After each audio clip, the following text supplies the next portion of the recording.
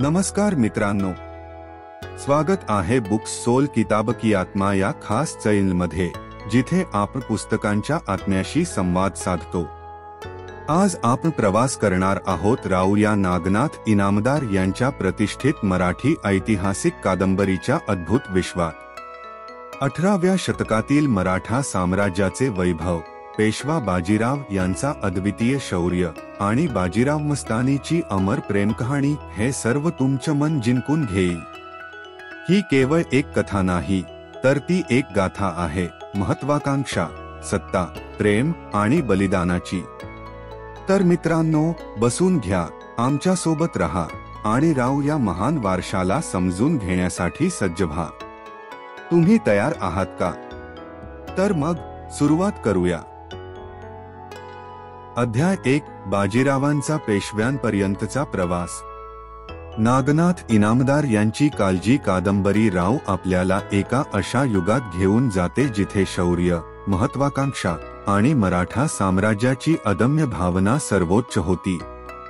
18व्या शतकातील या पार्श्वभूमीवर कादंबरी मराठा साम्राज्याच्या त्या अद्भुत प्रवासाचे चित्रण करते, जे छत्रपती शाहू महाराजांच्या नेतृत्वाखाली आपल्या वैभवाच्या शिखरावर होते। आणि या वैभवशाली काळात उगवतो एक तरुण, बुद्धिमान आणि अफलातून सैन्य नेता, बाजीराव बल्लाळ। एक असा व्यक्ती ज्याने मराठ्यांच्या भवितव्याला पुन्हा परिभाषित केले। पराक्रमाच्या छायेत जन्मलेला एक विलक्षण योद्धा। बाजीरावांचा जन्म प्रतिष्ठित भट कुटुंबात झाला, जे मराठा साम्राज्याच्या सेवेसाठी समर्पित होते। त्यांचे वडील बाळाजी विश्वनाथ हे एक कुशल राजकारणी होते, ज्यांनी शाहू महाराजांच्या अधीन साम्राज्याला स्थिर करण्यासाठी मोलाची भूमिका बजावली। आणि बाजीराव, बालपणापासूनच त्यांनी विलक्षण बुद्धिमत्ता, अतुलनीय साहस आणि सैन्य धोरण समजण्याची अद्वितीय क्षमता दाखवली, गुण जे त्यांना लहान वयातच इतरांपेक्षा वेगळे बनवत होते। कल्पना करा, एक असे मूल जे राज्यकारभार आणि युद्धकलेत निपुण होत आहे। कादंबरीत बाजीरावांच्या प्रारंभिक वर्षांचे जिवंत वर्णन आहे, त्यांचे कठोर शिक्षण, त्यांचे सतत चालणारे युद्ध प्रशिक्षण आणि त्यांचा वाढता आत्मविश्वास। कुशल गुरूंच्या मार्गदर्शनाखाली ते बुद्धिमत्ता आणि धैर्याचा दुर्मिळ संगम बनले। निर्णायक क्षण, पेशवा पदावर नियुक्ती। मग येतो तो निर्णायक क्षण। बाळाजी विश्वनाथांच्या अकाली निधनामुळे मराठा दरबारात मोठी खळबळ माजते। आता पेशवा कोण होईल? इतक्या कमी वयात इतकी मोठी जबाबदारी कोण सांभाळणार? फक्त 20 वर्षांचे तरुण असूनही बाजीरावांच्या असामान्य क्षमतांमुळे आणि वंशामुळे त्यांची निवड निश्चित होते। पण ही गोष्ट सोपी नव्हती। त्यांच्या नियुक्तीवर अनुभवी मंत्री आणि सरदारांनी शंका व्यक्त केली। हा तरुण मराठा साम्राज्याचे नेतृत्व करू शकेल का? कादंबरीतील सर्वात नाट्यमय क्षणांपैकी एका प्रसंगी बाजीराव जोशपूर्ण भाषणाने या आव्हानाला सामोरे जातात। त्यांचे शब्द शाहू महाराजांच्या दरबारात घुमतात। हिंदुस्थानाच्या मध्यभागावर मराठ्यांचे राज्य असेल। काय आत्मविश्वास, काय दृष्टिकोन! ही घोषणा फक्त त्यांच्या टीकाकारांना गप्प करत नाही, तर बाजीरावांच्या ऐतिहासिक प्रवासाचा पाया घालते। नेतृत्वातील आव्हाने। पेशवा बनल्यानंतरच्या सुरुवातीच्या काळात बाजीरावांना अनेक आव्हानांचा सामना करावा लागला। कल्पना करा, मराठा दरबारातील अनुभवी मंत्री त्यांच्या प्रत्येक निर्णयावर प्रश्न उपस्थित करत आहेत, त्यांना तरुण आणि अनुभवहीन म्हणत आहेत। पण बाजीराव आपल्या तीक्ष्ण बुद्धिमत्तेने आणि अढळ समर्पणाने त्यांना एक-एक करून जिंकून घेतात। त्यांच्या नेतृत्वाची पहिली मोठी परीक्षा आली निजाम हैदराबादचा धोका। एक तरुण, अजून अपरिचित नेता, असा बलाढ्य शत्रू कसा सामोरा जाईल? पण बाजीरावांच्या रणनीतिक कौशल्याने चमत्कार घडवला। साहस आणि आत्मविश्वासाच्या जोरावर त्यांनी निजामांच्या सैन्याला पराभूत करण्याची योजना आखली आणि त्यांनी आपल्या सैन्याचे नेतृत्व करत निर्णायक विजय मिळवला। त्या क्षणी मराठा साम्राज्याचा अभिमान जाणवत नाही का? युगाच्या पुढे असलेला एक दूरदर्शी नेता। बाजीराव फक्त योद्धेच नव्हते, ते एक दूरदर्शी नेता होते. जेव्हा त्यांच्या काळातील बरेच नेते आपापल्या प्रदेशांचे संरक्षण करण्यात व्यस्त होते, तेव्हा बाजीरावांनी विस्तारवादाचा मार्ग निवडला. आक्रमक रणनीती, जल्द हालचाली आणि अचूक हल्ले हे त्यांचे वैशिष्ट्य बनले.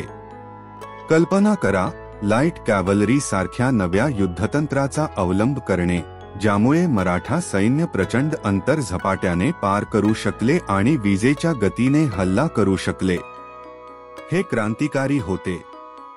या नवकल्पनेने मराठ्यांना त्या काळातील सर्वात बलाढ्य शक्ती बनवले आणि उत्तर भारतात त्यांच्या वर्चस्वाचा मार्ग मोकळा केला. एका नेत्याचा वैयक्तिक संघर्ष. या वैभवाच्या मागे बाजीरावांचा वैयक्तिक संघर्ष देखील दडलेला होता. फक्त 20व्या वर्षी बाजीरावांनी पूर्ण साम्राज्याचा भार आपल्या खांद्यावर उचलला होता. कल्पना करा, त्या प्रचंड जबाबदारीचा दबाव, परत स्वतःला सिद्ध करण्याची गरज.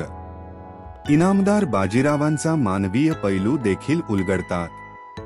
ते आत्मसंशय, एकटेपणा आणि नेतृत्वाच्या कठोर मागण्यांशी झुंजत राहिले. त्यांचे आपल्या कुटुंबासोबत, विशेषतः आपल्या आई आणि भावंडांसोबतचे संबंधही गुंतागुंतीचे होते. बाजीराव या बदलत्या समीकरणांना सामोरे जाताना स्वतःची महत्वाकांक्षा कशी पूर्ण करत होते. एका नव्या युगाची सुरुवात. अध्यायाचा शेवट एका उच्चबिंदूवर होतो. बाजीरावांनी स्वतःला पेशवा म्हणून भक्कमपणे सिद्ध केले, टीकाकारांना शांत केले आणि आपल्या सैनिकांमध्ये व सहकार्यांमध्ये निष्ठेची भावना निर्माण केली. त्यांच्या विजयांनी आणि नवकल्पनांनी मराठा साम्राज्यासाठी एका नव्या युगाची सुरुवात केली. बाजीरावांच्या नेतृत्वाखाली मराठा प्रादेशिक शक्तींपेक्षा पुढे जाऊन भारतीय उपखंडावर राज्य करणारे साम्राज्य बनले. त्यांचा प्रवास शौर्य, कुशलता आणि अढ आत्म्याने भरलेला राऊच्या या महाकाव्य गाथेसाठी मंच तयार करतो, जी प्रेम, संघर्ष आणि महत्वाकांक्षेने भरलेली आहे. निष्कर्ष. हे सर्व तुमच्या नजरेसमोर उभं राहू शकतं का? नागनाथ इनामदारांनी बाजीरावांच्या उद्याचे केलेले चित्रण खरोखरच अप्रतिम आहे. सशक्त कथनशैली आणि समृद्ध ऐतिहासिक तपशिलांच्या माध्यमातून लेखक भारतातील या महान नेत्याच्या सुरुवातीच्या काळाला जिवंत करतात. हा अध्याय, जो राजकीय कूटनीती, लष्करी कौशल्य आणि वैयक्तिक संघर्षाने भरलेला आहे, बाजीरावांच्या उद्याचे सार सांगतो. ही एक अशी गाथा आहे जी मराठ्यांच्या अट आत्म्याचा उत्सव साजरा करते. काय कहाणी आहे, काय वारसा आहे. अध्याय 2, बाजीरावांचे प्रारंभिक लष्करी अभियान आणि मराठा साम्राज्याचा विस्तार. नागनाथ इनामदारांची काळजी कादंबरी राऊचा दुसरा अध्याय पराक्रम, प्रेरणा आणि धाडसाने भरलेला आहे. पहिल्या अध्यायात बाजीरावांचे पेशवे म्हणून उद्याचे वर्णन वाचल्यानंतर हा अध्याय त्यांच्या पहिल्या लष्करी मोहिमांवर प्रकाश टाकतो आणि मराठा साम्राज्याच्या विस्तारासाठी त्यांच्या धोरणात्मक कौशल्याचे प्रभावी दर्शन घडवतो. संकटात सापडलेले मराठा साम्राज्य. 18व्या शतकातील मराठा साम्राज्य प्रबळ होते, पण वेगवेगळ्या शत्रूंनी वेढलेलेही होते. दिल्लीतील मोगल साम्राज्य आपली उधळलेली ताकद पुन्हा मिळवण्याचा प्रयत्न करत होते. हैदराबादचा निजाम मराठ्यांना नामोहरम करण्यासाठी योजना आखत होता, तर पोर्तुगीज आणि इंग्रज भारताच्या राजकीय परिस्थितीत आपला पाय रोवण्याचा प्रयत्न करत होते. या सर्व संकटांमध्ये तरुण पेशवा बाजीरावांसमोर मोठा प्रश्न होता. ते केवळ मराठा साम्राज्याच्या सीमांचे संरक्षण करू शकतील का, किंवा त्या पलीकडे जाऊन साम्राज्याचा विस्तार करू शकतील का? काय हा 20 वर्षांचा योद्धा आपल्या पराक्रमाने आणि रणनीतीने या सर्व आव्हानांचा सामना करू शकेल? युद्धाचे पहिले आव्हान. बाजीरावांनी आपल्या सुरुवातीच्या लष्करी मोहिमांमध्येच आपले अद्वितीय कौशल्य सिद्ध केले. त्यांचा पहिला मोठा सामना हैदराबादच्या निजामाशी झाला, जो अनुभवी आणि शक्तिशाली होता. पण बाजीरावांनी हार मानण्याऐवजी याला आपली क्षमता सिद्ध करण्याची संधी मानली. युद्धभूमीचे दृश्य डोळ्यासमोर उभे करा. घोड्यांच्या टापांचा कर्णकर्कश आवाज, तलवारींच्या टकरी आणि त्यामध्ये बाजीराव आत्मविश्वास आणि धाडसाने भरलेले आपल्या सैन्याचे नेतृत्व करत आहे. त्यांच्या हलक्या अश्वारोही सैन्याने लाईट कॅव्हलरी निजामाच्या प्रचंड सैन्याला चकित केले. त्यांच्या गतिशीलतेने आणि रणनीतीने मराठा सैन्याला विजय मिळवून दिला. परिणाम, एक भव्य विजय ज्याने मराठा साम्राज्याच्या सीमांना सुरक्षित केले आणि शत्रूंना एक स्पष्ट संदेश दिला: बाजीरावांना कमी लेखण्याची चूक करू नका. साम्राज्य विस्ताराची दूरदृष्टी. बाजीराव फक्त मराठा साम्राज्याच्या संरक्षणावर समाधानी नव्हते. त्यांनी संपूर्ण भारतावर मराठ्यांचे साम्राज्य प्रस्थापित करण्याचे स्वप्न पाहिले. आपण फक्त संरक्षणासाठी नाही तर भारताच्या हृदयावर आपला अंमल स्थापण्यासाठी तयार झालो आहोत. त्यांचा हा दृढ विश्वास त्यांना प्रत्येक आव्हान स्वीकारण्याची ताकद देत होता. मालवा आणि बुंदेलखंडचे अभियान. बाजीरावांच्या प्रारंभिक मोहिमांमध्ये मालवा आणि बुंदेलखंडचे अभियान अत्यंत महत्त्वाचे होते. मालवा, जो दीर्घकाळ मोगल साम्राज्याच्या प्रभावाखाली होता, बाजीरावांच्या पराक्रमाचे पहिले मोठे यश ठरले. त्यांच्या गतिशीलतेने आणि धाडसी युद्धतंत्राने त्यांनी मालवा जिंकला. यानंतर बुंदेलखंडमध्ये राजा छत्रसाल बुंदेलांच्या मदतीसाठी त्यांनी मोगल सैन्यांचा पराभव केला. ही फक्त लष्करी विजय नव्हती, तर मराठा साम्राज्यासाठी एक नवीन राजकीय भागीदारीचा शुभारंभ होता. युद्धाच्या परंपरांमध्ये क्रांती. बाजीरावांनी युद्धतंत्राच्या पारंपरिक पद्धतींना आव्हान दिले. जिथे इतर जड आणि धीमे युद्ध खेळत होते, तिथे बाजीरावांनी गतिशीलता आणि चपळतेला आपली सर्वात मोठी ताकद बनवले. त्यांचे सैन्य इतके गतिशील होते की शत्रूंना तयार होण्याची संधीच मिळत नव्हती. त्यांची ही रणनीती केवळ युद्ध जिंकण्यासाठी यशस्वी ठरली नाही, तर शत्रूंच्या मनोधैर्यालाही धक्का देत होती. गती हीच आपली सर्वात मोठी ताकद आहे, हे विधान त्यांच्या प्रत्येक योजनेचे सार होते. एक माणुसकीने परिपूर्ण योद्धा. जिथे एकीकडे बाजीरावांची वीरता आणि रणनीती त्यांना महान योद्धा बनवते, तिथे राव त्यांचा मानवीय पैलूही अधोरेखित करते. या अध्यायात आपण पाहतो की एक तरुण नेता आपल्या प्रजेसाठी कसे अहोरात्र झटतो. बाजीरावांसाठी प्रत्येक निर्णय आणि प्रत्येक युद्ध मराठा साम्राज्याच्या हितासाठी होते.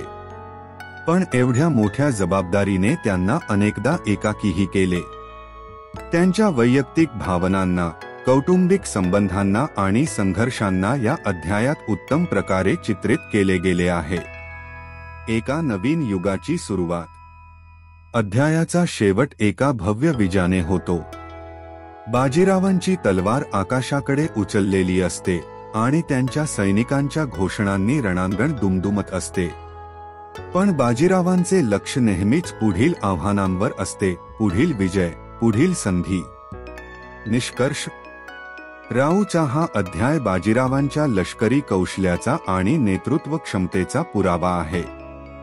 हे फक्त त्यांच्या प्रारंभिक मोहिमांचे वर्णन करत नाही, तर त्यांच्या दूरदृष्टी, धाडस आणि धोरणात्मक कौशल्यालाही अधोरेखित करते. अध्याय 3. बाजीराव आणि मस्तानीची पहिली भेट. एक प्रेम कहाणी जी सीमांना ओलांडते.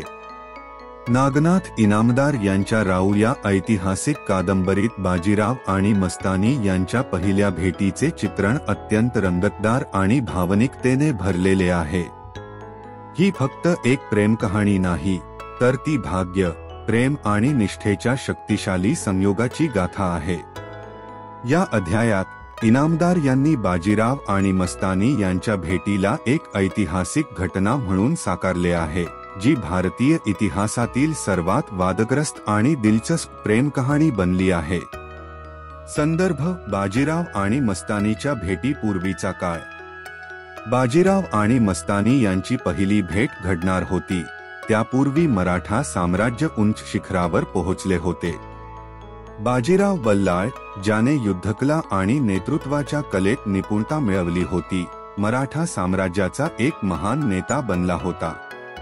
त्याच्या नेतृत्वाखाली मराठा साम्राज्य उत्तरेकडील भारतात आपला प्रभाव वाढवत होता. दुसरीकडे मस्तानी बुंदेलखंड येथील महाराजा छत्रसाल यांची कन्या होती. छत्रसाल हे एक प्रभावशाली राजपूत राजा होते, ज्यांनी मुघल साम्राज्याच्या आक्रमणांसोबत संघर्ष केला होता. मस्तानीच्या आईचं वंशांतर मुस्लिम कुटुंबातून होतं आणि तिच्या जीवनात हिंदू आणि मुस्लिम संस्कृतींचा एक मिश्रण होता. शाही वंशाच्या आणि युद्धातील तंत्रज्ञानाबद्दल तिला उत्कृष्ट शिक्षण मिळालं होतं. अशा परिस्थितीत बाजीराव आणि मस्तानी यांची पहिली भेट होती, जी एका ऐतिहासिक बदलाची नांदी ठरली. पहिली भेट एक नशिबाचा संयोग. तुम्ही विचार करू शकता का? एक अशा क्षणाची कल्पना करा जेव्हा दोन व्यक्ती, ज्यांचे जीवन एका अद्वितीय कनेक्शनने जोडलेले होते, एकमेकांना भेटतात. बाजीराव, जो एक युवा शौर्यवान योद्धा आहे, आणि मस्तानी, जी एक सुंदर आणि साहसी महिला आहे, त्यांच्या भेटीच्या क्षणी काहीतरी जादू घडत होती. मस्तानी, जिने त्याचे वडील छत्रसाल यांच्यासोबत संघर्ष केला होता, ती बाजीरावला एक शाही आणि प्रगल्भ व्यक्तिमत्व म्हणून पाहते आणि त्याच्या साहस, नेतृत्व आणि रणकौशल्याची ती फार कद्र करते. तिला जाणवते की तिच्या समोर एक महान योद्धा उभा आहे. बाजीराव, जो कधीही साम्राज्याचा असाधारण नेता बनण्याचा विचार करत होता, मस्तानीमध्ये एक ऐसी स्त्री पाहतो, जी केवळ सुंदर नाही, तर तिच्यात एक गूढ शक्ती आहे. ही शक्ती त्या स्त्रीच्या स्वभावातील प्रगल्भतेतून आणि साहसात उतरलेली आहे. मस्तानीच्या समोर बाजीरावला तिला नाकारता येत नाही. तिच्या कर्तृत्व, तिच्या स्वाभिमानाने तो तिला संपूर्णपणे प्रभावित होतो. प्रेम आणि संघर्ष, निष्ठा आणि कर्तव्य. तुम्ही विचार करू शकता का? एक योद्धा जो आपल्या साम्राज्याची भक्कम नींव तयार करत असतो, तो प्रेमात किती अडचणीत येऊ शकतो. बाजीरावला मस्तानीवर प्रेम येऊ लागले, मात्र त्याचबरोबर त्याला त्याच्या कर्तव्याची आणि प्रतिष्ठेची जाणीव देखील होती. त्याला माहीत होते की मस्तानीशी नातं जोडल्याने त्याच्या पारंपरिक मराठा कुटुंबातील प्रतिष्ठा आणि सत्ता संकटात येऊ शकते. मस्तानीच्या शाही वंशाचा आणि तिच्या मुस्लिम कुटुंबाचा विचार करून बाजीराव त्याच्या परिवाराला या नात्याची स्वीकार्यता कशी करणार? त्याच्या कुटुंबाला मस्तानी एक परकीय म्हणून दिसते. बाजीरावच्या आई काशीबाई यांना मस्तानीचा संबंध नकारात्मक दिसतो, कारण ती बाहेरून आलेली एक परकीय स्त्री आहे. तरीही बाजीराव आणि मस्तानीचे प्रेम एकटं नाही. तो त्यांच्या कुटुंबाशी, त्यांच्या साम्राज्याशी आणि त्यांच्या पारंपरिक मूल्यांशी झगडत असतो. ते दोघेही आपल्या प्रेमामध्ये रुळत आहेत, पण त्यांच्या साम्राज्याच्या अस्तित्वाचा धोका म्हणून त्यांचे प्रेमही एक संघर्ष बनतो. प्रेमाचा संघर्ष आणि बाह्य विरोध. जसजसे बाजीराव आणि मस्तानी यांचे प्रेम वाढत गेले, त्यांना बाह्य विरोधाचा सामना देखील करावा लागला. मराठा साम्राज्याच्या शिखरावर असलेल्या बाजीरावला एक मोठा निर्णय घ्यावा लागतो, कर्तव्य आणि प्रेम यांमध्ये एक योग्य संतुलन साधणे. एक नवा प्रेमकथा उलगडत असताना त्याला कुटुंबीय, सहकारी आणि दुश्मन यांचा विरोध देखील सहन करावा लागतो. मस्तानीला त्याच्या शाही जीवनाच्या परंपरांशी जुळवून घेतली जातं. एक राजकुमारी आणि एक योद्धा यांचं प्रेम, त्यांचं कर्तव्य आणि समाजाचे पालन यांचं संतुलन साधणे हे दोघांसाठी खूप कठीण होतं. परिणाम, बाजीराव आणि मस्तानी एक किंवा एक इन्कार. पण हे प्रेम अत्यंत शक्तिशाली आहे. दोन्ही व्यक्ती, जे त्यांच्या वेळेतील आव्हानांना आणि सामाजिक अडचणींना पार करत होते, एकमेकांच्या प्रेमात अजूनच घुसले. बाजीराव आणि मस्तानी यांच्या नात्याने फक्त त्यांच्या व्यक्तिगत जीवनातच नव्हे, तर मराठा साम्राज्याच्या भविष्यावरही परिणाम केला. मस्तानी, जी एक राजकुमारी होती, तिचा स्थान आणि प्रतिष्ठा बाजीरावसाठी एक मोठा आव्हान बनली होती. पण प्रेम कधीच सोपं नसतं. त्यांच्या संघर्षात एक नवा अध्याय सुरू होतो, ज्यात ते दोघं एकमेकांसाठी जिंकतात आणि एकत्र उभे राहतात. धरोहर, एक प्रेम कहाणी जी इतिहासात कायम राहिली. बाजीराव आणि मस्तानी यांचं प्रेम फक्त एक अद्वितीय रोमांस नाही, ते एक प्रतीक बनतं.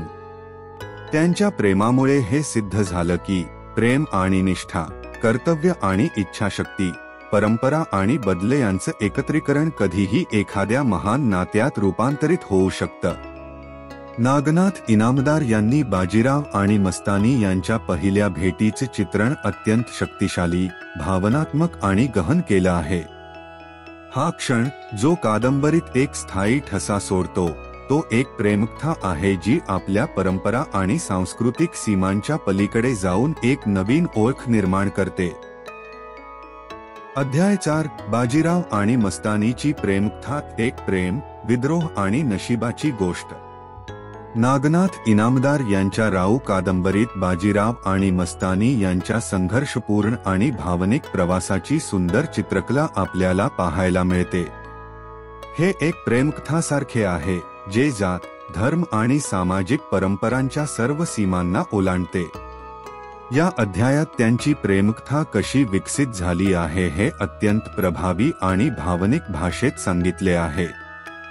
हे प्रेम सुरुवातीला आकर्षणापासून ते एक चांगले, आग्रही प्रेम कसे बनले ते दर्शवते, जे त्यांच्या नशीब आणि इतिहासाला पुन्हा लिहिते. हे केवळ दोन व्यक्तींचे प्रेम नाही, तर एक महाकाव्य आहे ज्यात विद्रोह, त्याग आणि अशा प्रेमाचा पाठलाग आहे जो कुठल्याही मर्यादेला मान्यता देत नाही.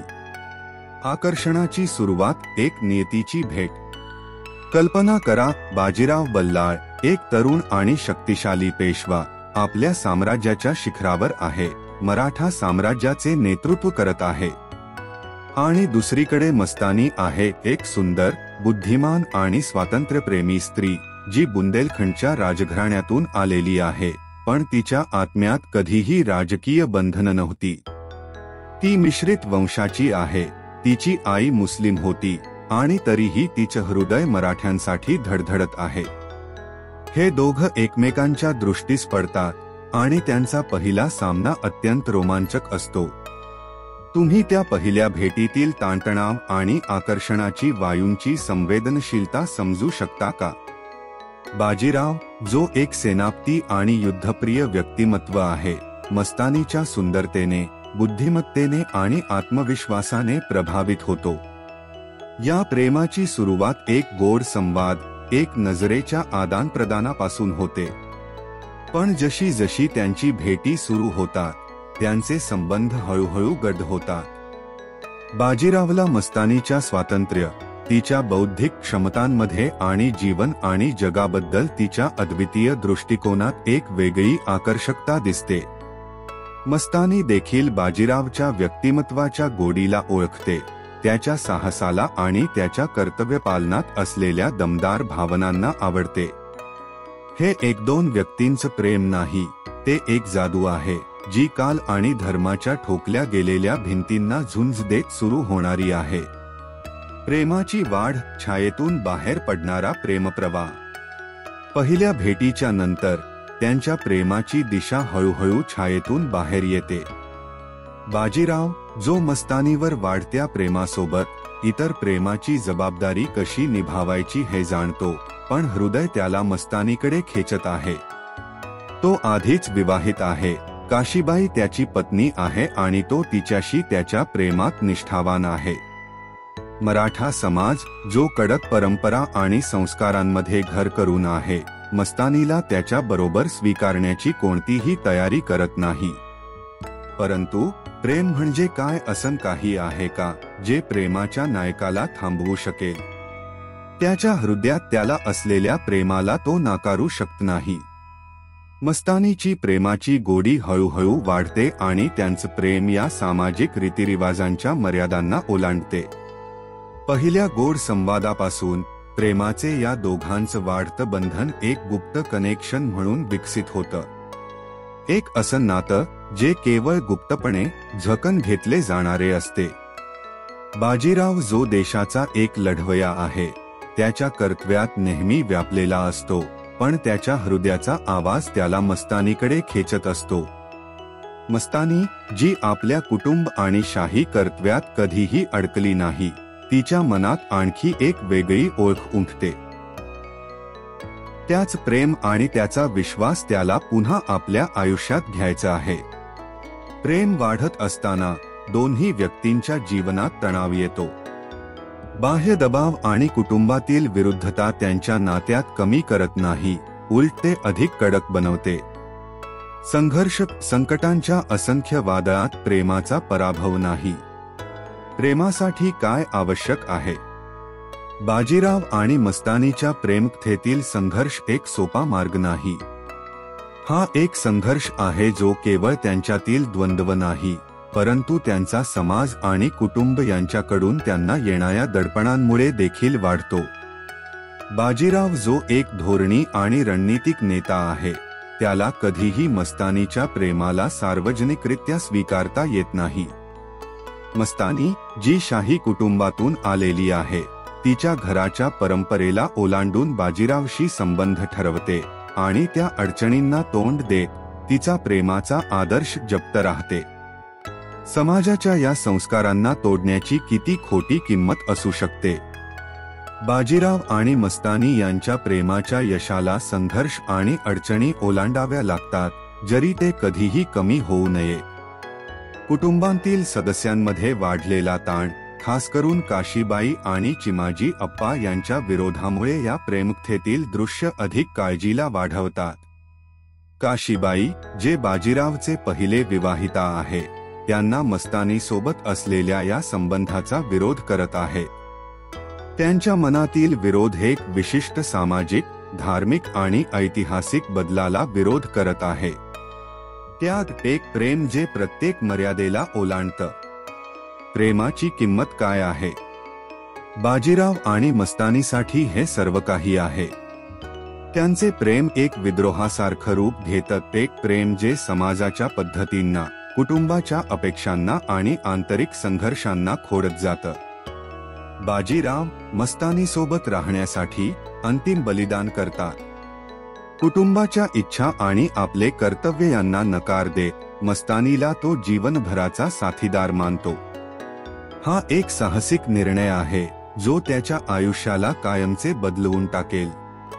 पण बाजीरावसाठी प्रेम त्याग करण्यायोग्य असतं. युद्धात त्याने असलेली बहादुरी सिद्ध केलीच होती आणि आता त्याने व्यक्तिशः त्याचं हृदय पंढरपूर केला. मस्तानीही बाजीरावसाठी सर्व काही बलिदान करते. ती त्याच्या कुटुंबातील स्थान, सत्तेची संपत्ती आणि भव्यतेला सोडते, फक्त त्याच्या सोबत राहण्यासाठी. तिचे जीवन एका निर्वासनात बदलतं, ज्यामध्ये ती तिच्या कुटुंबापासून दूर आणि त्या जीवनापासून दूर होईल जी तिने पूर्वी पाहिली होती. हा त्याग जो बाजीरावने केला त्याप्रमाणेच त्याला समान आहे. प्रेमासाठी तिने सर्व काही त्यागले. निष्कर्ष, एक प्रेम जे वेळ आणि स्थानाला ओलांडतं. बाजीराव आणि मस्तानीच्या प्रेमकथेचा विकास एक चंद्र, बलिदान आणि संघर्षाची गोष्ट आहे. हे आकर्षणाच्या एका बिंदूपासून सुरू होते, एक ज्वाला होऊन वाढते, अनगिनत अडचणींचा सामना करते आणि अखेरीस एक प्रेम बनवते जे वेळ आणि स्थानाच्या सीमांना ओलांडते. ही प्रेमकथा केवळ बाजीराव आणि मस्तानीची नाही, ती सर्व अशा प्रेमांच्या प्रतीक आहे जे समाजाच्या परंपरेला आव्हान देतात, त्यांच्या कुटुंबाच्या अपेक्षांशी तडजोड करतात आणि त्यांचे हृदय ऐकून संघर्ष करतात. नागनाथ इनामदार यांनी या असामान्य प्रेमकथेचे विकास अत्यंत प्रभावीपणे चित्रित केले आहे. बाजीराव आणि मस्तानी यांच्या संघर्षाची संपूर्ण गोष्ट एका विलक्षण भाषेत मांडली आहे. अध्याय 5, समाज आणि पेशवा कुटुंबाकडून प्रतिकार.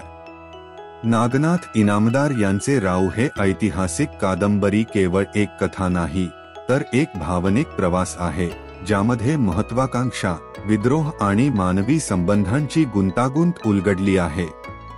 राऊच्या 5व्या अध्यायात कथेचा दबाव आणि ताण आणखी वाढतो, जेव्हा बाजीराव आणि मस्तानीच्या प्रेमाला समाजासोबतच पेशवा कुटुंबाकडूनही तीव्र प्रतिकाराचा सामना करावा लागतो. हा अध्याय बाजीरावच्या जीवनातील त्या जटिल पैलूंना उलगडतो जे त्याच्या राज्याच्या जबाबदाऱ्या, कुटुंबाच्या निष्ठे आणि मस्तानीच्या प्रती असलेल्या गहिया प्रेमाच्या दरम्यान संघर्ष करतात। इनामदार यांनी यथेच या संघर्षाचे चित्रण केले आहे, जेव्हा दोन प्रेम करणारे व्यक्ती पारंपरिक आणि सांस्कृतिक बंधनांना विरोध करून उभे राहतात। बाजीराव आणि मस्तानी एक प्रेमकथा जी विद्रोहाचा रूप घेत आहे। या अध्यायाचे मुख्य केंद्र बाजीराव आणि मस्तानी यांच्या वाढत चाललेल्या प्रेमावर आहे, जे सुरुवातीला गुप्त होते पण आता ते मराठा साम्राज्यात चर्चेचा विषय बनले आहे। त्यांचे नातं, जे आधी फक्त गुप्त होते, आता हळूहळू अशा वादात रूपांतरित झाले आहे, जे फक्त बाजीराव आणि मस्तानीच्या जीवनापुरते मर्यादित नाही, तर ते मराठा साम्राज्याच्या मूलभूत पायांनाही हादरवित आहे। बाजीराव एक महान योद्धा आणि राजकीय नेते, त्याच्या कर्तव्यांशी आणि त्याच्या हृदयाच्या इच्छांशी धडपडत आहे। मस्तानी, जी बुंदेलखंडच्या शासक छत्रसाल यांची मुलगी आहे, एक वेगळी संस्कृती असलेल्या व्यक्ती आहे आणि तिच्या जाती आणि धार्मिक पृष्ठभूमीमुळे मराठा समाजात हा संबंध वादास्पद ठरतो। मस्तानीचा मिश्रित वंश, मुस्लिम आई आणि राजपूत वडील, तिला एक असा व्यक्तिमत्व बनवतो जी समाज स्वीकारू शकत नाही। जेव्हा मस्तानी आणि बाजीरावचे प्रेम वाढते, तेव्हा ते बाजीरावच्या कुटुंबाकडून, विशेषतः त्याच्या आई राधाबाई आणि मोठ्या भाव चिमाजी आपाकडून तीव्र विरोधाचा सामना करतात। पेशवा कुटुंब, जे मराठा साम्राज्याच्या परंपरा आणि संस्कृतीचे प्रतीक आहे, मस्तानीला स्वीकारू शकत नाही, कारण ती समाजाच्या कठोर नियमांना पाळत नाही। कुटुंबाचा कडवा विरोध, परंपरा आणि सन्मानाच्या जगात बाजीरावचे मस्तानी सोबत वाढतेले प्रेम, त्याच्या कुटुंबासोबत, विशेषतः त्याच्या आई राधाबाई आणि भाऊ चिमाजी आपाकडून नाकारले जाते। राधाबाई एक पारंपरिक मराठा महिला आहे, जी त्या सर्व मूल्यांची रक्षण करणारी आहे, जी तिच्या समाजाला एकत्र ठेवते। तिच्या दृष्टीने बाजीरावचा मस्तानी सोबतचा संबंध एक विश्वासघात आहे। मस्तानीचा मिश्रित वंश आणि तिचे पाश्चात्य संस्कृतीतील गूढ आकर्षण राधाबाईसाठी अव्याख्येय आहे। ती समजू शकत नाही की बाजीराव, जो तिचा पुत्र आणि मराठा साम्राज्याचा महान नेता आहे, एका अशा स्त्रीशी प्रेम करतो जी तिच्या दृष्टीने समाजाच्या विचारसरणीला मान्य नाही। चिमाजी आपा, बाजीरावचे मोठे भाऊ, त्याच्या निर्णयावर असहमत आहेत आणि हे व्यक्त करतात की मस्तानी सोबतचा संबंध साम्राज्याच्या हितासाठी हानिकारक ठरू शकतो। त्यांचे मत आहे की बाजीरावला या संबंधावरून आपले लक्ष हटवून साम्राज्याच्या आंतरराष्ट्रीय स्थितीवर अधिक लक्ष केंद्रित करणे आवश्यक आहे। कुटुंबाचा विरोध आणखी तीव्र होतो जेव्हा बाजीराव मस्तानीला पुण्याला आणण्याचा निर्णय घेतो। बाजीराव, जेव्हा मस्तानीला आपल्याबरोबर घेऊन पुण्यातल्या आपल्या महालात ठेवण्याचा निर्णय घेतो आणि या नात्याला सार्वजनिकपणे स्वीकारतो, तेव्हा ते एक मोठा धक्का मानले जाते। यामुळे ही कृती मराठा समाजाच्या कडक परंपरांविरुद्ध एक विरोध बनतो। त्याच्या कुटुंबाला आणि समाजाला विश्वासात घेतल्याशिवाय बाजीराव एका प्रेमाच्या विद्रोहात सामील होतो। समाजाचा विरोध, जात आणि संस्कृतीच्या मर्यादा ओलांडणे। कुटुंबाचा विरोध यापेक्षा अधिक झाला की आता मराठा समाजातही बाजीराव आणि मस्तानीच्या नात्याला स्वीकारले जात नाही। मराठा समाज, जो त्याच्या कठोर जातीय व्यवस्था आणि परंपरांविषयी अत्यंत संवेदनशील आहे, बाजीरावच्या मस्तानीसोबतच्या संबंधाला एक कलंक मानतो। मस्तानीचा मिश्रित वंश आणि तिची परकीय पार्श्वभूमी समाजासाठी एक दुराग्रह बनते। सामाजिक टीका तीव्र होऊ लागते। पुणेतील लोक, जिथे बाजीराव राज्य करतो, त्याच्या या संबंधाच्या विरोधात सार्वजनिकपणे आवाज उठवू लागतात। बाजीरावच्या विरोधात गॉसिप आणि अफवा पसरू लागतात। सार्वजनिक ठिकाणी चर्चा होऊ लागते आणि काही लोक मागणी करतात की बाजीरावला पदावरून हटवले जावे। बाजीराव, जो पूर्वी एक महान नेता म्हणून ओळखला जात होता, आता त्याच्या व्यक्तिमत्वावर प्रश्नचिन्ह उभा करतात। त्याला असा एक व्यक्ती मानले जात आहे जो आता आपल्या वैयक्तिक नातेसंबंधांमध्ये अडकला आहे। समाजाचा विरोध बाजीरावच्या नेतृत्व क्षमतेवर प्रश्नचिन्ह निर्माण करू लागतो। बाजीराव, जो एक प्रख्यात युद्धनेते म्हणून ओळखला जातो, आता एक अशा व्यक्ती म्हणून मानला जातो जो आपल्या व्यक्तिगत संबंधांमुळे आपल्या कार्यावर असर करू लागला आहे। यामुळे बाजीराव, जो मराठा साम्राज्याची शक्ती आणि नेतृत्व होता, आता त्याच्या ओळखीला आणि प्रतिष्ठेला मोठा धोका आहे। बाजीरावचा आंतरिक संघर्ष, ओळख आणि कर्तव्य यामध्ये द्वंद्व। आता बाजीराव स्वतः एक आंतरिक संघर्ष करीत आहे। त्यासाठी हा केवळ एक व्यक्तिगत प्रेम नव्हे, तर त्याच्या नेतृत्व, साम्राज्य आणि स्वतःच्या आत्मसन्मानाशी संबंधित एक मोठा प्रश्न बनला आहे। काय ओळख आणि कर्तव्य यामध्ये संतुलन साधता येईल? बाजीरावला त्याच्या कुटुंब आणि समाजाच्या अपेक्षांविरुद्ध जाऊन त्याच्या इच्छांना पूर्ण करण्याचा अधिकार आहे का? बाजीरावचा संघर्ष केवळ राजकीय नसून तो एक गहिरे व्यक्तिगत प्रवास आहे। तो जाणतो की त्याच्या कृत्यांनी त्याच्या कुटुंबाला दुःख दिले आहे आणि त्याच्या राज्याची स्थिरता धोक्यात आहे, तरी सुद्धा त्याचे हृदय मस्तानीकडे आहे। हा आंतरिक द्वंद्व बाजीरावला एक अत्यंत मानवी नेता म्हणून दाखवतो, जो केवळ साम्राज्याच्या जबाबदाऱ्यांचे पालन करतोच, पण आपल्या वैयक्तिक संघर्षांशीही लढतो। निष्कर्ष, प्रेम जे सीमा ओलांडते। राऊच्या 5व्या अध्यायात बाजीराव आणि मस्तानीच्या प्रेमाचा समाज आणि कुटुंबाकडून प्रतिकार दर्शवला आहे। ही प्रेमकथा केवळ मराठा समाजाच्या परंपरांना आव्हान देणारी आहे, तर ती हे देखील सिद्ध करते की खरे प्रेम कधीही परंपरा आणि संस्कृतीच्या सीमा स्वीकारत नाही। हा अध्याय बाजीरावच्या संघर्षाचे उत्कृष्ट चित्रण करतो, ज्यामध्ये तो आपल्या कुटुंब, समाज आणि साम्राज्याच्या अपेक्षांविरुद्ध त्याच्या ओळखी आणि प्रेमाची रक्षा करतो। इनामदार यांनी बाजीरावच्या संघर्षाचे चित्रण या प्रकारे केले आहे की वाचकाच्या मनात त्याच्या भावनांची जागरूकता निर्माण होते। हे एक प्रेम आहे जे सत्य आणि बलिदानाने भरलेले आहे, एक प्रेम जे कधीही सोपे नसते आणि त्याच्या मार्गात नेहमी संघर्ष असतो। अध्याय 6, पुण्यात मस्तानीचे संघर्ष आणि शनिवारवाड्यात तिचे जीवन। नागनाथ इनामदार लिखित राऊ हा एक महत्त्वाचा आणि प्रसिद्ध मराठी ऐतिहासिक कादंबरी आहे, जो 18व्या शतकातील पेशवा काळाची चित्रण करतो। या कादंबरीत एक महत्त्वाचा आणि भावनिक भाग आहे, तो म्हणजे मस्तानीचा पुण्यातील आगमन आणि शनिवारवाड्यात तिचे जीवन। या अध्यायात मस्तानीला पुण्यातल्या संघर्षांचा आणि शनिवारवाड्यातल्या एकटेपणाचा सामना करावा लागतो। या संघर्षांमुळे तिच्या जीवनाच्या आणि प्रेमाच्या गाठी अधिक गढ होतात। पुण्यात मस्तानीचं आगमन, नवीन सुरुवात किंवा एक दुःख। मस्तानीचं पुण्यात आगमन राऊ कादंबरीच्या महत्त्वाच्या क्षणांपैकी एक आहे। अनेक विरोध आणि समाजाच्या प्रतिकारानंतर बाजीराव अखेर मस्तानीला पुण्यात आणतात। पुणे, जो मराठा साम्राज्याचा मुख्य केंद्र आहे, तिथे मस्तानीचं आगमन नवा सूर पाहिजे होता, पण त्याऐवजी तिला मिळाले एकटेपण, अपमान आणि सामाजिक नाकारण। पुण्यात मस्तानी चांगल्या प्रकारे स्थापित होण्याच्या अपेक्षेने येते, परंतु तिथे तिला मिळाले विरोध आणि एकटेपण। पुणे, जे मराठा साम्राज्याचा शिखर आहे, मस्तानीसाठी एक असा शहर बनतो जिथे ती केवळ एक परकेच आहे। शाही दरबाराच्या, पुराण परंपरांच्या आणि मराठा समाजाच्या प्रस्थापित संरचनेच्या विरोधामुळे ती एक अपरिचित व्यक्ती बनते। तिच्या पुण्यातील आगमनाने तिला जी काही आशा होती ती धूसर होते आणि समाजाच्या आणि कुटुंबाच्या विरोधामुळे तिचं अस्तित्व अधिक कठीण होतं। शनिवारवाडा, एक एकांत किल्ला।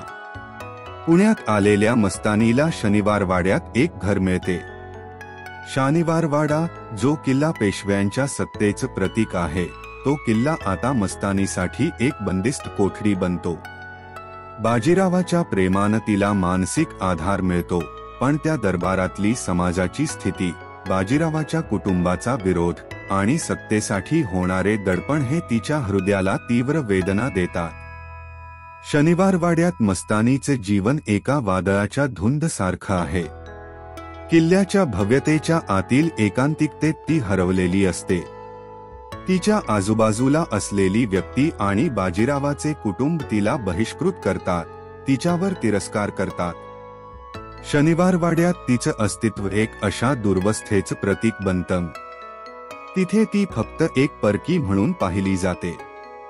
मस्तानीचे अंतर्गत संघर्ष, ओळख मिळवण्याची लढाई.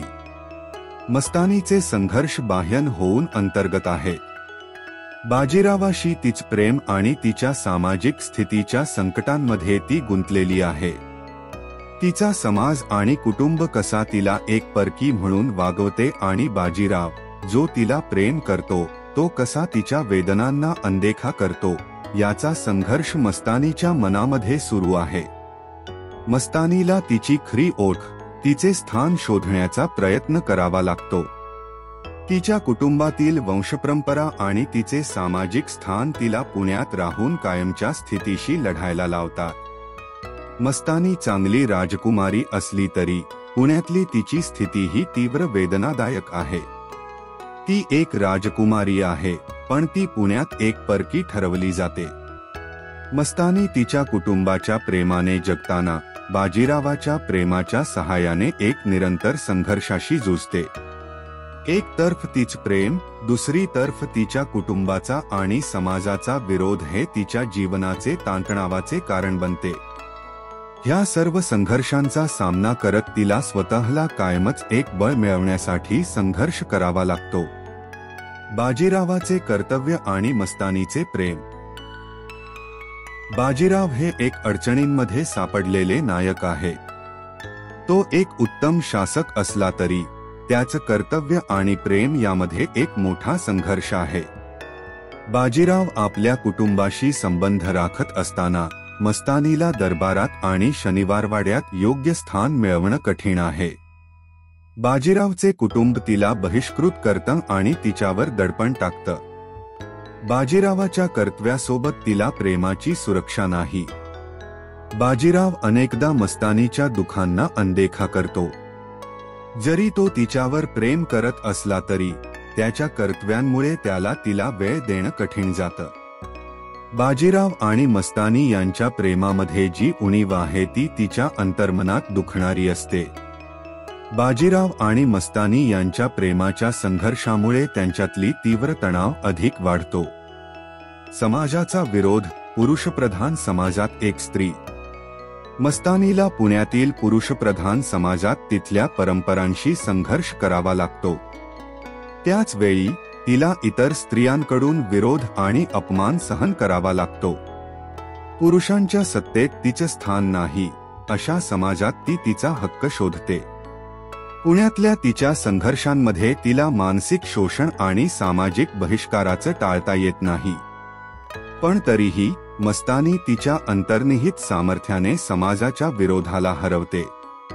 तिच्या आत्मविश्वास आणि प्रेमामुळे तिने त्याच्या पर्यावरणाला एक प्रकारचा प्रतिकार दिला. अंतिम विचार. एक संघर्षशील नायिका. राऊच्या या अध्यायात मस्तानीचा संघर्ष मोठा आहे. तिच्या जीवनात प्रेम, एकांत आणि प्रतिकाराचा सुरेख मिश्रण दिसतो. समाजाच्या आणि कुटुंबाच्या दबावात तिने स्वतःला जगण्यासाठी संघर्ष केला. या अध्यायाच्या माध्यमातून मस्तानीच्या संघर्षांची आणि तिच्या हक्कासाठी दिलेल्या लढायाची गहिराई आणि संघर्ष दाखवण्यात आले आहे. अध्याय 7. बाजीरावचा प्रेम, कर्तव्य आणि समाजाच्या अपेक्षांमधील अंतर्गत संघर्ष. नागनाथ इनामदार यांच्या प्रसिद्ध ऐतिहासिक काव्यकृती राव मध्ये एक अत्यंत भावनिक अध्याय आहे जो बाजीराव पेशव्याच्या अंतर्गत द्वंद्वाला दर्शवितो. हा अध्याय बाजीरावला एका अशा व्यक्ती म्हणून दाखवतो जो आपल्या प्रेम, कर्तव्य आणि समाजाने ठरवलेल्या कठोर अपेक्षांच्या मध्ये अडकलेला आहे. त्याच्या मनामधील या संघर्षाने त्याच्या मानवीयतेला आणि त्याच्या असामान्यतेला उजाळा दिला आहे. नेतृत्वाचा ताण. बाजीराव पेशवा फक्त एक साधा व्यक्ती नाही, तो एक दूरदर्शी नेता आहे, ज्याचे सैन्य आणि राजकारणातील कौशल्य अत्यंत अप्रतिम आहे. संपूर्ण मराठा साम्राज्याची जबाबदारी त्याच्यावर आहे. आणि तरीही त्याचे जीवन व्यक्तिगत बलिदानांपासून मुक्त नाही. इनामदार बाजीरावला एक योद्धा आणि शासक म्हणून चित्रित करतात, जो त्याच्या प्रेम आणि साम्राज्याच्या मोठ्या आकांक्षांमध्ये संतुलन साधण्याचा प्रयत्न करत आहे. बाजीराव एक युवक आहे, ज्याच्या कंध्यावर एक संपूर्ण साम्राज्य आहे. प्रत्येक निर्णय जो तो घेतो, तो मराठा साम्राज्याच्या भविष्याला प्रभावित करतो. साम्राज्याची स्थिरता, सुरक्षा आणि विस्तार त्याच्या सैन्य रचनांवर, प्रशासकीय निर्णयांवर आणि मित्रत्वावर आधारित आहे. हेच कारण आहे की तो नेहमीच कर्तव्याच्या पालनामध्ये गुंतलेला असतो.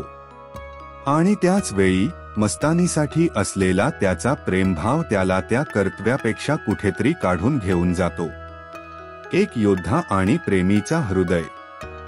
युद्ध आणि कूटनीतीच्या जगात बाजीराव अनोखा आहे. त्याने मराठ्यांना विजय मिळवून दिला, साम्राज्याची शान वाढवली आणि त्याच्या रणनीतीने शत्रूंमध्ये भीती निर्माण केली. पण त्या योद्ध्याच्या मुखापासून मागे तो एक प्रेमी आहे, जो गहरे प्रेमात पडलाय. मस्तानीकडून मिळालेल्या आकर्षणाने तो आत्मविश्वासाने प्रेम करतो, जे प्रेम अधिक शुद्ध आणि पवित्र असू लागते. परंतु याचा संघर्ष त्याच्या जीवनात काही अडचणी निर्माण करतो. मस्तानीचे सौंदर्य आणि तिच्या स्वभावाने बाजीरावला पहिल्याच भेटीत आकर्षित केले. तिचे प्रेम एक स्वाभाविक आणि प्रगल्भ प्रेम होते, जे त्याला जीवनाची गोडी आणि शांतता देत होते. पण हे प्रेम इतके सोपे नाही. बाजीरावला तो समाज कडवट, तिरस्कार करणारा आहे, ज्याला मस्तानीकडून त्याला प्रेम करण्याची मुभा नाही. अशा एकाच वेळी त्याला त्याच्या कर्तव्यापासून आणि समाजाच्या अपेक्षांपासून वळावे लागते. कर्तव्य, सन्मान आणि अपेक्षांचे ताण. या अध्यायात बाजीरावचे मस्तानीसाठीचे प्रेम इतके पवित्र असूनही त्याचे व्यक्तिगत जीवन सोपे नाही. त्याच्या प्रेमाशी जुळणाऱ्या पारंपरिक आणि कुटुंबाच्या अपेक्षांचा तो ताण सहन करतो. पेशवे कुटुंब, खासकरून त्याची आई राधाबाई, मस्तानीशी त्याच्या संबंधांचा तीव्र विरोध करतात. राधाबाई मस्तानीला एक विघातक मानतात, जी पेशवे कुटुंबाच्या आदर्शांना तडजोड करते आणि परिवाराच्या मान्यतेला धक्का देई. बाजीरावला नेहमीच त्या समाजाची कठोरता आणि कडवटपणा भासतो ज्यामध्ये तो जगतो. मराठा साम्राज्याचा शासक म्हणून त्याच्यावर असलेल्या प्रत्येक निर्णयाची छाया समाजावर पडते. आणि म्हणूनच त्याच्या प्रेमाच्या गोष्टीला समाज विरोधक आणि तिरस्काराच्या नजरेने पाहतो. तो प्रेम करतो, पण एक कडवट सत्य आहे की त्याच्यावर असलेला कर्तव्याचा ताण आणि समाजाच्या अपेक्षांनी त्याला दबाव घालणे सुरूच राहते. सन्मानाचे संघर्ष. बाजीराव कधीही हे विसरलेले नाही की त्याच्यावर असलेला कर्तव्याची कसोटी आणि समाजासाठी असलेल्या कर्तव्याची तुलना प्रेमासाठी केली जात नाही. तो एक शासक आहे, जो साम्राज्याची प्रतिष्ठा ठेवण्यासाठी तत्वज्ञान व कर्तव्याचे पालन करत आहे. तो त्याच्या जीवनातील अनेक कष्ट आणि संघर्ष मस्तानीकडून आलेल्या गोड प्रेमाच्या ऐवजी पुढे ठेवतो. यामध्ये त्याला त्याच्या स्वार्थांना धक्का देणे लागते आणि सार्वजनिक जीवनाशी सुसंगत राहण्यासाठी त्याच्या जीवनातील बलिदान करणे आवश्यक आहे. कर्तव्याच्या आणि प्रेमाच्या संघर्षाचा दर्शन. बाजीरावने मस्तानीला एक प्रेमिका म्हणून स्वीकारले तरी त्याच्या कर्तव्याचे कटुते सुसंगत ठरते. समाजाच्या मोठ्या अपेक्षा, कुटुंबाच्या परंपरा आणि सर्वांगीण जबाबदारीला तो खूप महत्त्व देतो. हे प्रेम त्याला गोंधळात टाकते. त्याच्या अंतरंगात एक अशांतीपूर्ण लढाई सुरू होते. तो त्याच्या प्रेम आणि कर्तव्यांमध्ये थांबतो. प्रेमाच्या गोडीच्या दुसऱ्या काठावर एक मोठा धक्का त्याला तोंड द्यावा लागतो. प्रेमाच्या संघर्षाचे व्याख्यान.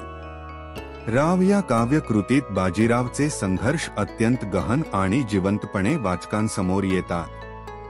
या प्रकरणाने व्यक्त केलेल्या भावनांनी बाजीरावची त्याच्या कर्तव्याची भावना आणि त्याच्या आत्मविश्वासाची तपासणी केली आहे. यामुळे वाचकाला कधी कधी तो संघर्ष थोडा तरी अनुभवायला मिळतो. रावच्या गहरी कथा ह्या लढाईंचा परिष्कार करण्यात आली आहे. बाजीरावला त्याच्या मस्तानीसाठी प्रेमाची कल्पना आणि त्याच्या राजकीय कर्तव्याची उत्तम सांत्वनाची किमया दिली आहे. अध्याय 8 पेशवा शासनाचा राजकीय माघार आणि अडचणी. नागनाथ इनामदार यांच्या राऊ या ऐतिहासिक कादंबरीत 18व्या शतकातील मराठा साम्राज्याच्या ऐतिहासिक चित्रणामध्ये पेशवा काळातील एक महत्त्वपूर्ण आणि ऐतिहासिक टप्पा समोर येतो. या अध्यायात पेशवाशाहीच्या राजकीय माघार, आंतरराष्ट्रीय आणि अंतर्गत संकटांचा सामना कसा केला गेला याबद्दल सखोल विवेचन केले आहे. कादंबरीतील घटनाक्रम दर्शवितो की कसे एकेकाळी अभिमानाने भरलेला पेशवा साम्राज्य हळूहळू संकटांमध्ये सापडला आणि त्याची सत्ता कोसळली. पेशवा साम्राज्याचा प्रारंभ आणि शिखर गाठलेला काळ. पेशवा प्रशासनाच्या उत्थानापूर्वी बाजीराव पेशव्यांनी भारतीय उपखंडावर आपला ठसा ठोकला. बाजीरावाच्या नेतृत्वाखाली मराठा साम्राज्याने मोठ्या प्रमाणावर विस्तार केला होता आणि राज्यव्यवस्थेची गुणवत्ता आणि सैनिकी ताकद वाढविली होती. त्याच्या काळात मराठा साम्राज्याने भारताच्या उत्तरेकडील, मध्यभागी आणि पश्चिमेकडील भागांवर आपले साम्राज्य स्थापन केले. बाजीराव पेशव्यांच्या नेतृत्वात मराठा सैनिकांनी अनेक महत्त्वाच्या लढायांमध्ये विजय मिळवला आणि एका सक्षम साम्राज्याचे निर्माण केले. यामुळे मराठा साम्राज्य भारतातील एक प्रमुख सत्ता बनले. पण या सर्व विजयांच्या आणि साम्राज्याच्या उंचीच्या पुढे संकटे येऊ लागली. बाजीरावाच्या मृत्यूनंतर त्याची छाया आणि नेतृत्व कमी झाल्याने साम्राज्याची एकता आणि शक्ती हळूहळू कमी होऊ लागली. पुढील पिढीतील नेतृत्व आणि अस्थिरता. बाजीरावाच्या मृत्यूनंतर त्याचा मुलगा बालाजी बाजीराव नानासाहेब पेशवा बनला. नानासाहेब हवे तसे प्रभावी नेतृत्व करू शकले नाही. त्याच्या पिढीतील सैनिकी यश आणि राजकीय चातुर्य कमी होते. नानासाहेब एक सक्षम प्रशासक असला तरी बाजीरावाप्रमाणे त्याने साम्राज्याच्या विस्तारासाठी तीव्र धोरणे किंवा शौर्य दाखवले नाही. त्याच्या नेतृत्वाखाली मराठा साम्राज्याला अनेक अडचणींना सामोरे जावे लागले. तसेच पेशवा साम्राज्याच्या अनेक भागांतील नेत्यांमध्ये, मुख्यतः सरदार मंत्र्यांमध्ये असंतोष आणि मतभेद निर्माण होऊ लागले. यामुळे मराठा साम्राज्याचा एकात्मताचा धागा हळूहळू तुटू लागला. खूप वाद, भांडणं आणि आंतरिक संघर्ष समोर येऊ लागले. अशी स्थिती निर्माण झाली की पेशवा राजाचे कर्तृत्व चांगले सुसंगत राहू शकले नाही. ब्रिटिश साम्राज्याचा वाढता प्रभाव. तसेच बाह्य राजकीय दबावात ब्रिटिश ईस्ट इंडिया कंपनीचा प्रभाव वाढू लागला. ब्रिटिश शक्तीने भारताच्या प्रमुख भागांमध्ये आपले जाळे पसरवले होते आणि मराठा साम्राज्याशी लढा देण्यासाठी ते सज्ज होते. मराठे, ज्यांनी मुघल साम्राज्याला मागे टाकत आपली सत्ता प्रस्थापित केली होती, आता ब्रिटिश साम्राज्याच्या वाढत्या प्रभावाच्या समोर उभे होते. पेशवाशाहीला तोडले जाणारे दुसरे महत्त्वाचे संकट म्हणजे आंग्ल-मराठा युद्ध. या युद्धांमध्ये मराठ्यांना छातीत ठोसा बसला. 1817 ते 1818च्या तिसऱ्या आंग्ल-मराठा युद्धात पेशवा बाजीराव दुसऱ्याचा पराभव झाला आणि पेशवा सत्तेची अखेरची लढाई शरणागतीत संपली. बाजीराव दुसरे यांना ब्रिटिशांनी बिथूर येथे निर्वासित केले. यामुळे पेशवा सत्ता कायमची संपली. मराठा संप्रदायातील फूट आणि विसंगती. पेशवा शासनाच्या राजकीय पतनाचे एक मुख्य कारण म्हणजे मराठा संप्रदायामध्ये फूट पडली. सुरुवातीला मराठा संप्रदाय एकत्रित होऊन ब्रिटिशांविरुद्ध लढत होता. पण नंतर विविध राज्यात असलेल्या शक्तिशाली कुटुंबांनी आणि सरदारांनी एकमेकांपासून स्वतंत्र होणे सुरू केले. होळकर कुटुंब, सिंधिया कुटुंब, भोसले आणि इतर प्रमुख नेत्यांमध्ये फूट पडली. हे सर्व घटक आपल्या स्वार्थासाठी एकमेकांशी लढत होते, ज्यामुळे मराठा साम्राज्याच्या संप्रदायात एकता राहिली नाही. साम्राज्याच्या प्रभावी नियंत्रणासाठी असलेल्या प्रमुख नेत्यांमध्ये निरंतर संघर्ष होत होता. हे संघर्ष इतके वाढले की हे सर्व घटक एकमेकांवर विश्वास ठेवत नव्हते. यामुळे पेशवा राजाचे सत्ता नियंत्रण पूर्णपणे कमजोर झाले. ब्राह्मण वर्चस्व आणि अंतर्गत असंतोष. पेशवा शासनाच्या राजकीय पतनाचे एक अन्य कारण म्हणजे ब्राह्मण वर्चस्व. मराठा राजवटीमध्ये, विशेषतः पेशवा दरबारात ब्राह्मणांची सत्ता मोठ्या प्रमाणात होती. हे ब्राह्मण मंत्री, अधिकारी आणि प्रशासक प्रमुख भूमिका निभावत होते. त्यामुळे इतर घटक, विशेषतः सैनिक आणि सरदार यांना वर्चस्व असलेल्या ब्राह्मण वर्गाच्या निर्णायकीतून वगळले जाण्याचे खूप वाईट वाटू लागले. त्यामुळे ही एक निरंतर असंतोषाची स्थिती तयार झाली, ज्यामुळे मराठा नेतृत्वाचे एकात्मता तुटले. सैनिक, सरदार आणि इतर प्रभावशाली व्यक्ती या ब्राह्मणांच्या वर्चस्वाविरुद्ध होऊ लागल्या, ज्यामुळे पेशवा राजावर दबाव वाढला. पेशवा राजाची अखेर आणि मराठा साम्राज्याचा पतन. या सर्व कारणांमुळे ब्रिटिश साम्राज्याशी लढा देताना मराठा संप्रदाय कमकुवत झाला आणि पेशवा शासन अखेरीस कोसळले. पेशवा दरबारात असलेले अत्यंत महत्त्वाचे कूटनीतिक निर्णय, सैनिकी धाडस आणि मजबूत नेतृत्व गायब झाले होते. ब्रिटिश ईस्ट इंडिया कंपनीने पेशवा शासनाची वाट लागली आणि मराठा साम्राज्याच्या अनेक भागांवर आपले नियंत्रण स्थापन केले. पेशवा सत्तेची अपयश. एका काळी प्रचंड सामर्थ्यशाली असलेले मराठा साम्राज्य एके ठिकाणी ध्वस्त झाले. 1818 मध्ये तिसऱ्या आंग्ल-मराठा युद्धात ब्रिटिशांनी त्यांना पराभव केला आणि मराठा साम्राज्याचे अस्तित्व लहान प्रमाणावर राहिले. यामुळे ब्रिटिश साम्राज्याचे भारतावर अर्धवट वर्चस्व सुरू झाले. निष्कर्ष: पेशवा शाहीचा पतन आणि मराठा साम्राज्याचा अंत. राऊ या कादंबरीत पेशवा शाहीच्या राजकीय पतनाचे चित्रण अत्यंत मार्मिक आणि सूक्ष्मपणे केले आहे. कादंबरी पेशवांचा पतन आणि मराठा साम्राज्याची अंतिम स्थिती दाखवते. त्यातून आपल्याला हे शिकता येते की कसे एक महान साम्राज्य अंतर्गत फूट, नेतृत्वाच्या कमतरते आणि बाह्य दडपणामुळे कोसळू शकते. पेशवा शाहीचा पतन एक ऐतिहासिक टर्निंग पॉइंट आहे जो नंतर भारतातील राजकीय स्थितीवर मोठा प्रभाव टाकला. साम्राज्याच्या अंतर्गत असंतोष, ब्राह्मण वर्चस्व, राजकीय संघर्ष आणि ब्रिटिशांची वाढती ताकद यामुळे मराठा साम्राज्याच्या पतनाचा मार्ग ठरला.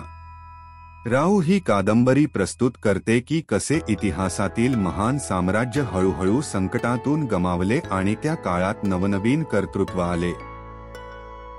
अध्याय 9. बाजीरावचे आरोग्य बिघडणे आणि त्यांचा दुःख अंत.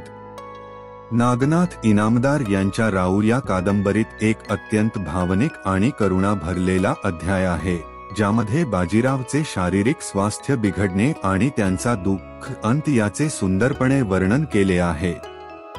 हा अध्याय बाजीराव यांच्या शारीरिक आणि मानसिक संघर्षांचा एक साक्षात्कार आहे, तसेच त्याच्या अंतानंतर मराठा साम्राज्य, त्याच्या कुटुंब आणि त्याच्या निष्ठावान अनुयायांवर पडलेला प्रभाव देखील दाखवतो. बाजीरावचे स्वास्थ्य, त्यांच्या पूर्वीच्या महाकायतेचे सावली.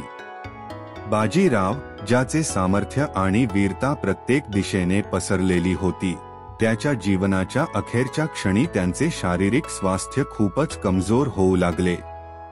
एक असा योद्धा जो भारतभर विजयी होऊन शाही राज्यांची स्थापना करण्यासाठी प्रसिद्ध होता, तो आता प्रत्यक्ष आरोग्याच्या बाबतीत पराभूत होऊ लागला होता.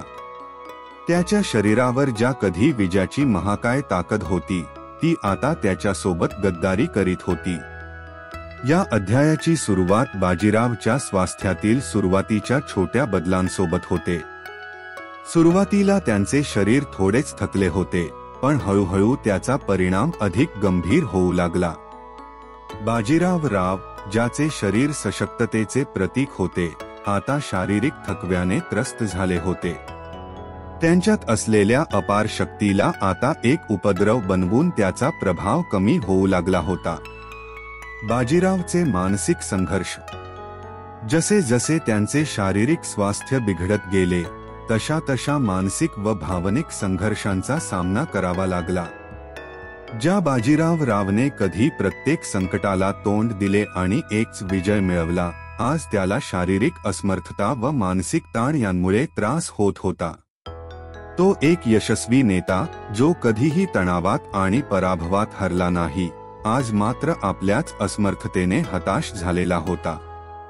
बाजीराव रावला हे समजले की त्यांचा काळ संपत चालला आहे आणि त्याचे पुढे काय होईल याबद्दल विचार करत असताना त्याला एक अपार असमाधान वाटत होते. जो एक नायक असंख्य किल्ले जिंकला, त्या व्यक्तीला कळले की त्याचा शरीर त्याच्या सोबत नाही. त्याचे दिल आणि मन असे दोन्ही आज एकाच उचलावर असे होते की त्याच्या पुढील वळणाचे काय होईल. मस्तानीचा साथ. बाजीरावच्या या कठीण काळात मस्तानी, त्याची प्रिय पत्नी, त्याच्याबरोबर असते. मस्तानीचा बाजीरावच्या जीवनात अतिशय महत्त्वपूर्ण स्थान आहे. ती फक्त त्याची पत्नी नसून त्याची मानसिक आधार आणि जीवनातील सर्व संघर्षात ती त्याच्याशी कडवटपणे उभी राहिली आहे. मस्तानी आपल्या हृदयाच्या गाभ्यात बाजीराव रावला मानसिक स्फूर्ती देत त्याला सहकार्य करत असते. जेव्हा बाजीराव रावला त्यांच्या शारीरिक पीडांचा सामना करावा लागतो, तेव्हा मस्तानी त्याच्या पाठीशी असते. तिचा स्नेह आणि प्रेम बाजीरावच्या असमर्थतेच्या काळात त्याचे एक मोठे धीराचे स्रोत बनतात. वीराच दुःख. बाजीरावच्या शारीरिक स्थितीचे दुर्बलतेला तोंड देताना त्यांना जो त्यांच्याशी जोडलेला व्यक्ती असावा, तो अत्यंत पीडित होतो. जो व्यक्ती एक युद्धक्षेत्रावर विजय प्राप्त करीत होता, तो आज शरीराच्या असमर्थतेला सामोरा जात आहे. त्यांची ताकद, जी कधीही त्यांना द्वार उघडायला मदत करत होती, ती आज एक असमर्थता बनते. ज्यावेळी त्यांचा शरीर क्षीण होतो, त्यावेळी त्यांना त्यांची अपार बलशाली प्रतिमा आठवते, जी एक वेळ किल्ल्यांच्या तटांवर ठप्प होती. आता त्या परिस्थितीमुळे बाजीराव राव आत्ममंथन करत असतात आणि तो विचार करत असतो की तोच कधीही ते सर्व प्राप्त करू शकेल का. बाजीरावचा दुःख अंत. अखेर बाजीरावचे शरीर अधिक असमर्थ होऊ लागते आणि तो मृत्यूच्या जवळ पोहोचतो. एक असा व्यक्ती जो कधीच पराजय स्वीकारत नव्हता, तो आज आपल्या अंताच्या मुखाशी उभा आहे. त्याचा अंत अत्यंत दुःख आणि हृदयद्रावक आहे. मराठा साम्राज्याचे एक महान नायक आता या जगातून निघून जातात. बाजीरावच्या निधनामुळे मराठा साम्राज्याला एक मोठा धक्का बसतो. तो एक असा महान नेता होता ज्याने एकेकाळी साम्राज्याची रचना केली होती आणि त्याच्या निधनामुळे त्याच्या कुटुंब आणि साम्राज्याच्या भवितव्यासंदर्भात मोठे प्रश्न उभे राहतात. बाजीरावच्या मृत्यूनंतरचा प्रभाव. बाजीरावच्या निधनानंतर मराठा साम्राज्य अस्थिरतेत होते. जो एक जबरदस्त सेनानी आणि साम्राज्य निर्माण करणारा नायक होता, तो आता एका पिढीचा शेवट होतो. मस्तानीचा दुःख, जो बाजीरावच्या निधनामुळे तिच्यावर कोसळतो, तो शब्दात व्यक्त करणे कठीण आहे. तिने आपले जीवन एक व्यक्तीसाठी समर्पित केले होते आणि त्या व्यक्तीच्या निधनाने तीही तुटून गेली होती. निष्कर्ष. राऊ कादंबरीचा हा अध्याय बाजीरावच्या शारीरिक, मानसिक आणि भावनिक संघर्षाचे तितकेच करुण आणि तीव्र वर्णन करतो. त्यांच्या निधनाने मराठा साम्राज्याला केलेल्या भरून येणाऱ्या छानबिनांकडे ही कादंबरी पाहते. बाजीरावचा जीवन आणि त्यांचे निधन केवळ एका व्यक्तीचे नाही, तर एक युगाचा समापन होता. हा व्हिडिओ पाहिल्याबद्दल धन्यवाद. जर तुम्हाला या महान पुस्तकाचा सारांश आवडला असेल आणि अशा अजून अद्भुत साहित्यकृतींचे सारांश पाहायचे असतील, तर लाईक, शेअर आणि सबस्क्राईब करा. बुक्स सोल, किताब की आत्माला. तुमचे प्रेम आणि पाठिंबा आम्हाला मराठी, हिंदी आणि जागतिक साहित्यातील महान पुस्तकांचे सारांश तुमच्यापर्यंत पोहोचवण्यासाठी प्रेरित करतो. तुमच्या प्रतिक्रिया आणि सूचना खाली कॉमेंट्समध्ये जरूर कळवा. पुढील व्हिडिओमध्ये आणखी एका प्रेरणादायक पुस्तकासोबत भेटू. तोपर्यंत वाचा, शिका आणि पुढे वाढत राहा.